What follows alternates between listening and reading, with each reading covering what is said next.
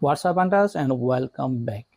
Today we are covering the exact map locations, spawn mechanics, and strategy you need to successfully hunt the Jaguar here on the Intisuyu Reserve.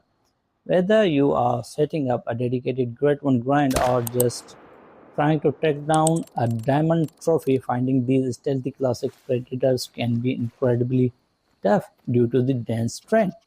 In this video, I'm giving you a complete breakdown of their primary drinking hotspots, their exact active time windows, and the ideal loadout to maximize your efficiency while staying safe from the aggressive charges. Alright guys, let's open up the map and let's talk about our absolute first priority spot, the Amazon Frontier River System. This entire northern and eastern winding river network is the literal heartbeat of the jaguar population on the Intisuyu. If you look right here along these tight river bends, you will find tons of small sandbars and narrow clearing right at the water's edge. Because the jungle pressing up against these banks is incredibly thick, these open shores are exactly where the jaguars comes down to drink between 2100 and midnight. My absolute best tip for hunting this specific area: do not try to bust through the dense jungle brush on foot.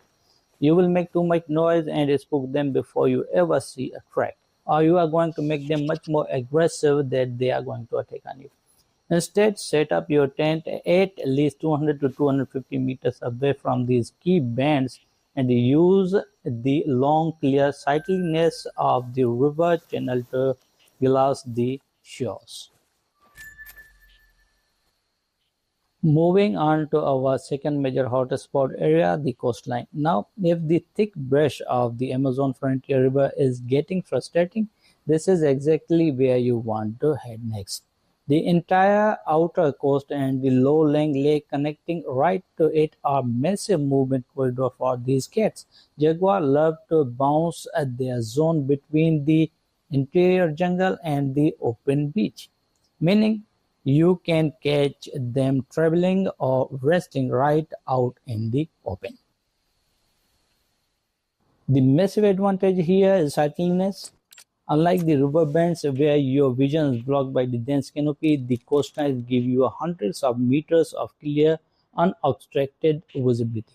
You can set up on a high point, put out your binos, and glass you the stretch of the beach at night. Just keep your distance because there's a very little cover out here on the sand. They will spot you just as easy as you spot them if you push too fast. Now let's really break down the coastline, because if you are starting serious a Grade 1 jaguar grind, this stretch is going to be your absolute best friend. While the Amazon Frontier rivers have plenty of cats, the coast offers something these tight rivers can't: pure unobstructed efficiency. If you look at the far eastern coastal boundary, it functions as a massive highway for these apex predators. During their drinking time for 2100s to midnight, jaguars will literally step right out of that impossible jungle brush and walk directly onto the wide open beaches and the low-lying lakes that cut into the shore. Because there are no trees blocking your view out here, you can set up tripod or a tent on a high dune or a clear point and a glass massive stretch of the sand for 300 to 400 meters away. You will easily spot their glowing eyes and distinct rosettes outlines moving along the beach. Because here is a massive warning for your rotation. Because the coastline is wide open, there's a zero covering for you either. If you try to run down the beach, they will spot or wind you instantly. My strategy here is to fast travel to the coastal tent, crawl up to the spotting ridge, and use high power rifle like a turret stalker to drop them securely from the distance. If you clip one and it doesn't drop instantly, be careful. Tracking it back into the tree line at the coast is easy, but the jungle boundary right next to it is where they love to wait and ambush you. Now, right tucked behind these open beaches, you are going to find a series of low-lying coastal lakes. Do not skip these. These lakes are the ultimate hybrid spots for your Jaguar rotation. What makes these lakes so special is that they act as a major bridge between the dense tree lines and the ocean. Jaguars will often bounce back and forth between the beach and these specific water pools during their 2100s to mid-time drink window. Hunting these lakes gives you the absolute best of the best worlds. You get much clearer sightliness than you do deep into the Amazon frontier river jungles, but you also get enough natural foliage around the banks to drop a tripod down or set up a steady ground blind. If you are setting up a dedicated Great One grind, these coastal lakes are the perfect spots to place your sanctuary tents. You can fast travel and quickly check the glassy water for those glowing yellow eyes, and if nothing shows up, you can instantly pivot right back to the checking the main coastal beaches. So why am I stressing these coastal lakes so much? Why are they so incredibly important for your map guide? It comes down to three major reasons: herd management, render distance, and safety. First up is the herd management. When you are grinding for a diamond or a great one, you need to shoot males to force high level respawn. The river systems are massive, meaning when a jaguar responds over there, it could be anywhere along miles of winding banks. But these coastal lakes are small and self-contained. If you find a couple of solid male zones here, you can shoot them. And because the zone is so isolated, their response are much easier to track down and predict. Second, these lakes are the ultimate circuit breaker for when your rotation gets stuck.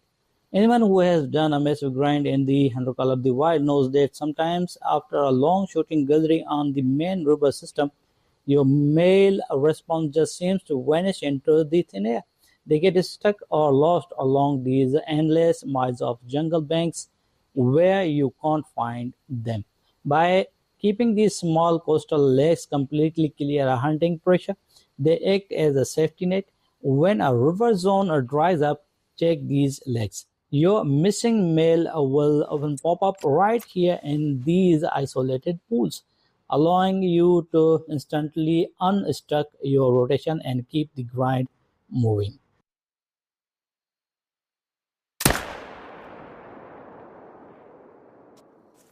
And finally, it keeps you alive in a thick jungle.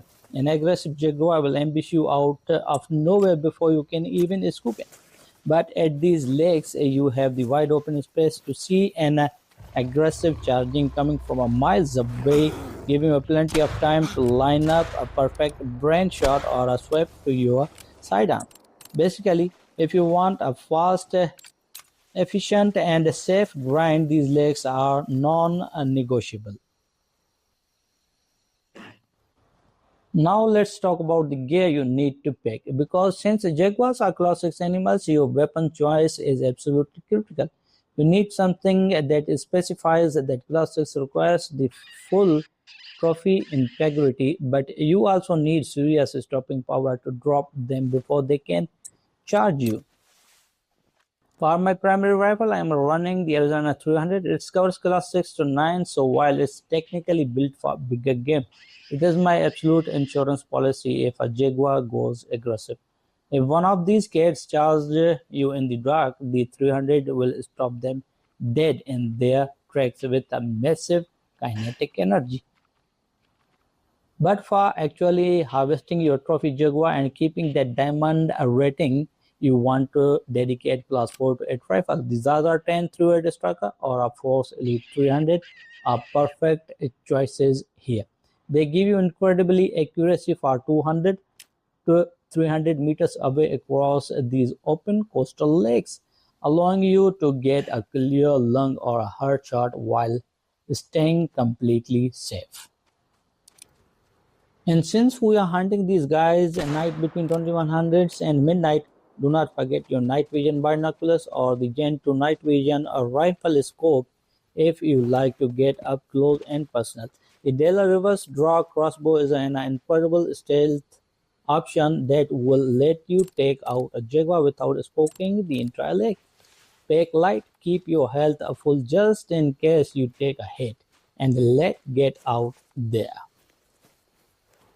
And that's wrap up my ultimate breakdown for hunting Jaguar here on the brand new Intisuyu map. By focusing heavily on those coastal zones and using these open lakes to your advantage, your Great One grind or diamond hunt is going to be 10 times more efficient, and you will spend way less time getting ambushed in the thick jungle. Now, I want to hear from you guys. Drop a comment down below and let me know what is your biggest Jaguar harvest so far on this new map. Have you managed to spot a diamond, or are you officially starting the grind for the massive Great One Jaguar? Let me know your top trophy rating down in the comment. If this guide helped you out today, smash that like button, hit subscribe if you haven't already so you don't miss any of my upcoming Intisuyu guide and grind updates. And I will catch you all in the next one. Happy hunting, everybody.